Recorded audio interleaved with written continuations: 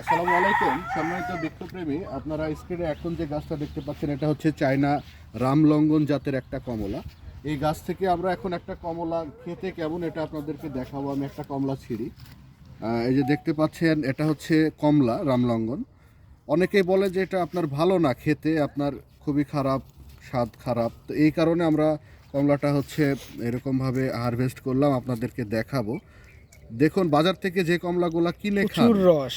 এই রকমই এবং প্রচুর রসালো এই প্রত্যেকটা কোয়া এবং খুবই রস সুন্দর চিপেন একটা। একটা।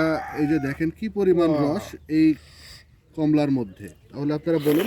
এবং এই প্রচুর গাছটা মিষ্টি।